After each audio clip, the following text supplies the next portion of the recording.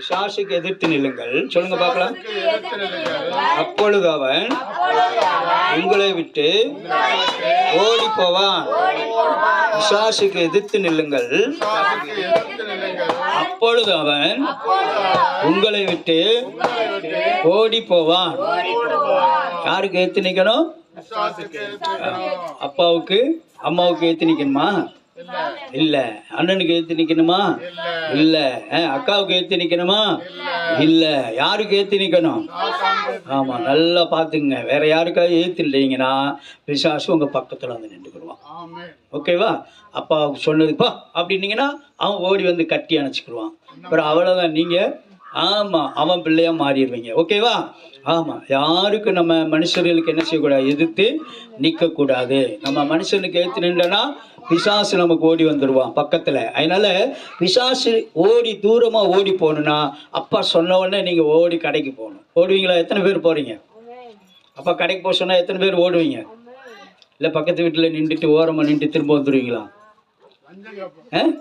கடைக்கு போக சொன்னா பக்கத்து தெருவில் நின்று ஓடி வந்துடுவீங்களா? கடை பூட்டி இருக்குன்னு வைங்க, அப்படித்தானே? இல்லை கடை நான் அப்படி வந்தேன், அதனாலதான் சொல்றேன். உங்களை போல இருக்கும்போது அப்பா கடைக்கு போக சொன்னா எங்கேயாவது ஒரு வாரத்தில் நின்று வந்து கடை பூட்டி கிடக்குன்னு சொல்லிடுவேன். ஓகே, அப்படி நம்ம இருக்கக்கூடாது, அப்படித்தானே?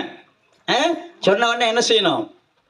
ஓடணும். நம்ம அப்பா அம்மா அண்ணன் அக்கா சொல்ற வார்த்தைக்கு கீழ்ப்படிஞ்சு ஓடுவோமானா பிசாசு நம்ம பக்கத்திலேயே வரமாட்டான், அவன் ஓடிடுவான். ஓகேவா?